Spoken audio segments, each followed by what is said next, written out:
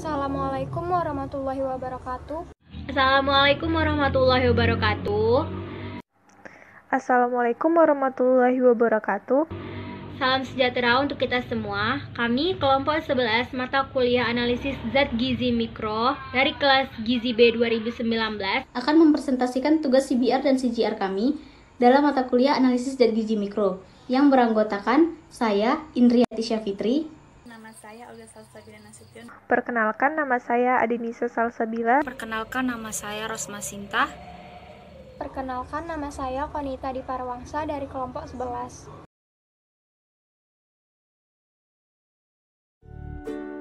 Baiklah, pada video kali ini kami dari kelompok 11 Gizi B akan mempresentasikan hasil tugas Critical Journal Review dan Critical Book Review yang membahas tentang ultraviolet, visible, dan fluoresensi spektroskopi yang ada di chapter 7. Adapun yang akan dibahas yaitu pertama, identitas buku dan jurnal, kedua, prinsip kerja instrumen, ketiga, komponen penyusun instrumen, keempat, study question, dan terakhir adalah aplikasi dalam analisis zat gizi mikro.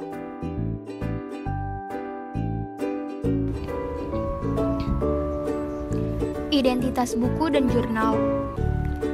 Identitas buku, judul Food Analysis, edisi 5, pengarang S. Suzanne Nielsen, penerbit Department of Food Science, kota terbit West Lafayette, USA, tahun terbit 2017, ISBN 9783319457741. Identitas jurnal. Jurnal 1, judul Penetapan kadar vitamin C pada buah naga merah dengan menggunakan metode spektrofometri UV visible. Edisi 7, pengarang Afdil Aril, B.A. Martinus, dan Satiti Ambar Ningrum. Penerbit Cynthia, kota terbit Padang, tahun terbit 2017, ISSN 20875045.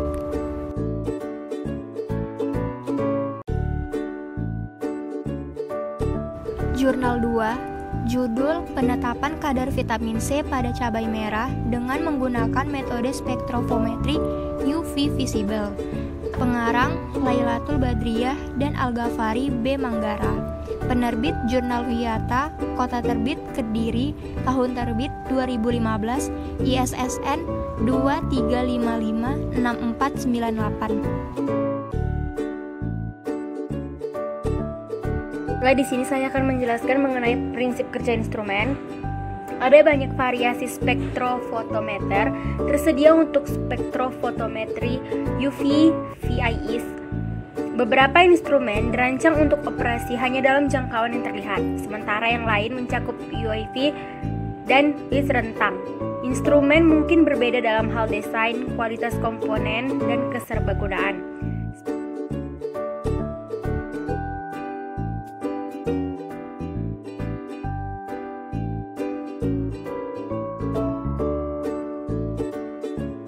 Di instrumen yang lebih canggih, kisaran untuk pembacaan absorbansi optimal dapat diperpanjang hingga 1,5 atau lebih besar. Jika ada kebutuhan yang diantisipasi untuk melakukan pengukuran di pembacaan absorbansi lebih besar dari 1,0, maka relatif ketepatan spektrofotometer harus diselesaikan secara eksperimental dengan pengukuran berulang sampel yang sesuai. Ketika pembacaan absorbansi mendekati batas instrumentasi, maka perbedaan yang relatif besar konsentrasi analit mungkin tidak terdeteksi. Komputerisasi tunggal sinar spektrofotometer yang tersedia diklaim memiliki manfaat dari single dan desain balok ganda. Kemudian akan dilanjutkan oleh Rosma Sinta. Baiklah, selanjutnya adalah komponen penyusun instrumen. Komponen penyusun instrumen ini terdiri atas 4 bagian. Yang pertama ada sumber cahaya, digunakan dalam spektrofotometer untuk memancarkan pita kuat. Yang kedua ada detektor, dirancang untuk menghasilkan sinyal listrik ketika dipukul oleh foton.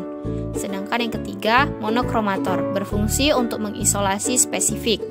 Yang keempat adalah perangkat pembaca, sinyal dari detektor yang umumnya diperkuat dan kemudian ditampilkan dalam bentuk yang dapat digunakan untuk analisis. Sekian yang dapat saya sampaikan tentang komponen penyusun instrumen, kemudian akan dilanjutkan kepada Adenisa Salsabila. Selanjutnya ada study question yang berjumlah 10 soal. Pertama, mengapa lebih umum menggunakan nilai absorbansi daripada nilai transmitansi saat melakukan spektroskopi UV vis kuantitatif? Jawabannya adalah karena insiden radiasi pada absorpsi sel P0 akan memiliki daya pancaran yang jauh lebih besar daripada radiasi yang keluar dari sisi berlawanan dari sel P. Yang kedua, untuk pengujian tertentu, plot absorbansi versus konsentrasi tidak linear. Jelaskan kemungkinan alasan untuk ini. Jawabannya adalah kemungkinan plot absorbansi versus konsentrasi tidak linear ialah adanya gangguan secara signifikan yang dapat mempengaruhi kemampuan analit untuk menangkap foton dengan panjang gelombang tertentu, yaitu dapat mengubah absorptivitas analit. Selain itu, yang menyebabkan hubungan linear antar konsentrasi dan absorpsi adalah rusaknya absorptivitas atau yang disebut konstanta proporsionalitas dalam hukum Baer. Selanjutnya, nomor 3, kriteria apa yang harus digunakan untuk memilih panjang gelombang yang tepat untuk melakukan pengukuran absorbansi dan mengapa pilihan itu begitu penting? Jawabannya ialah kriteria terbaik adalah memilih file panjang gelombang di mana analit menunjukkan maksimum absorbansi dan di mana absorbansi tidak berubah dengan cepat sesuai perubahan panjang gelombang. Pilihan itu begitu penting karena memiliki dua keuntungan, yaitu pertama sensitivitas maksimum dan kedua adalah kepatuhan yang lebih besar hukum Baer karena memilih wilayah spektrum membentuk berkas radiasi terdiri dari panjang gelombang dengan hubungan perbedaan yang sangat kecil dalam absorptivitas molar untuk analit yang diukur.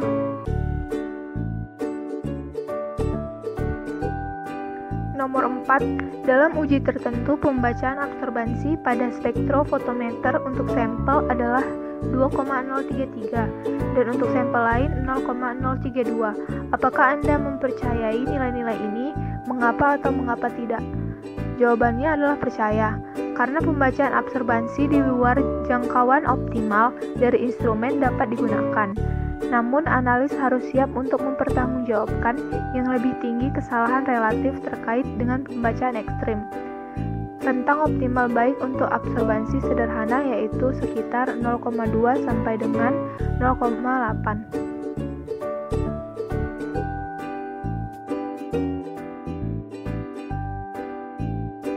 Selanjutnya nomor 5, jelaskan perbedaan antara radiasi elektromagnetik dalam rentang UV dan vis.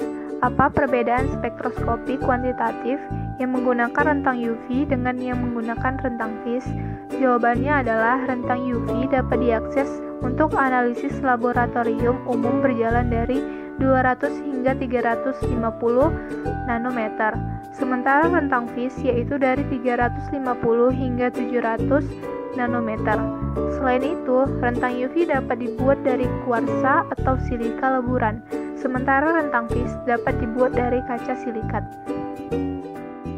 Selanjutnya, apa yang sebenarnya terjadi di dalam spektrofotometer ketika analis menetapkan panjang gelombang untuk pengujian tertentu? Jawabannya adalah berarti adanya pembacaan ekstrim yang terjadi di spektrofotometer. Selanjutnya nomor 7, mempertimbangkan spektrofotometer tipikal. Apa efek dari penurunan lebar celah keluar monokromator pada cahaya yang datang ke sampel? Jawabannya adalah banyaknya spektrofotometer memungkinkan analis untuk menyesuaikan ukuran file celah keluar monokromator atau celah masuk, dan akibatnya cepat bandwidth radiasi yang dipancarkan.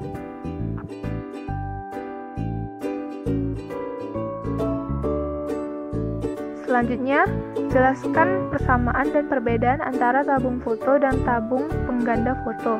Apa keunggulan salah satu dari yang lain? Jawabannya adalah tabung foto dan tabung pengganda foto memiliki desain yang serupa. Namun dalam tabung pengganda foto ada amplifikasi dari jumlah elektron yang dikumpulkan di anoda per proton menyerang permukaan fotoemisif katoda. Keunggulannya yaitu tabung foto secara umum lebih sensitif dibandingkan tabung pengganda foto.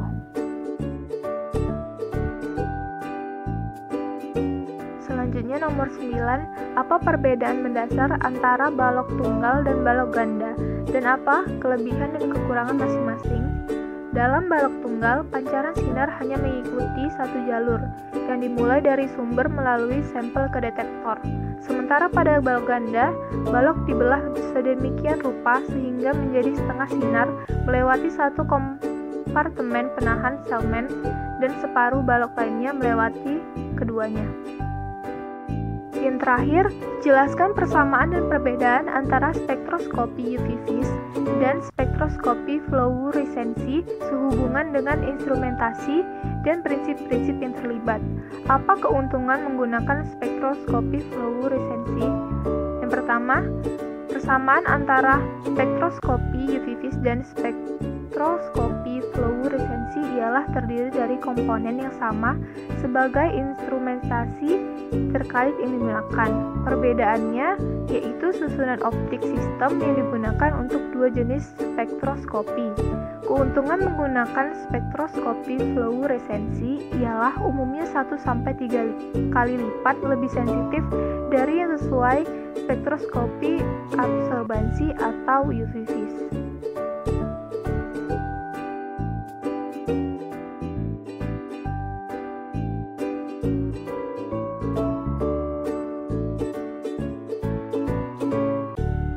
Itu saja yang bisa saya jelaskan. Selanjutnya akan dilanjutkan oleh Aulia Salsabila.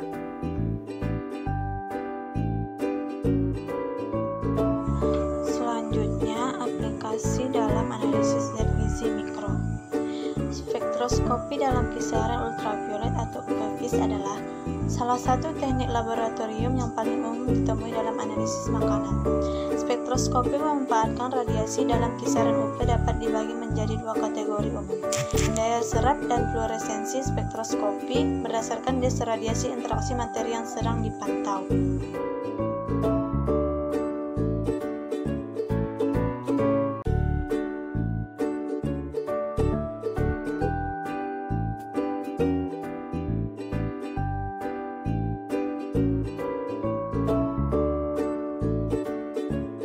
Selanjutnya, contoh pengaplikasiannya dalam jurnal 1. Masing-masing sampel diukur dengan alat spektrofometer UV dengan panjang gelombang 264 nm.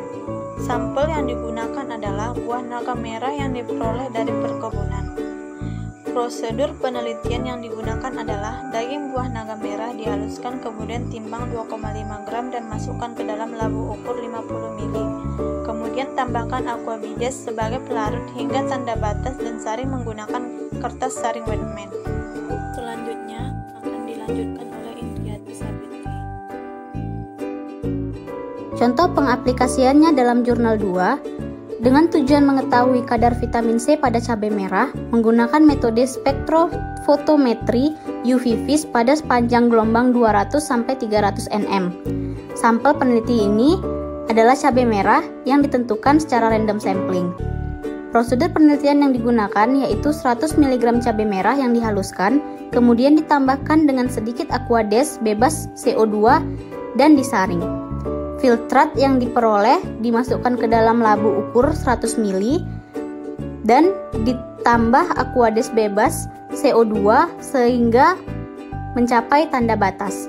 Pengukuran kadar vitamin C dalam cabai merah menggunakan metode spektrofotometri UV-Vis dilakukan dengan menggunakan aquades sebagai belangko dan larutan standar berupa asam askorbat.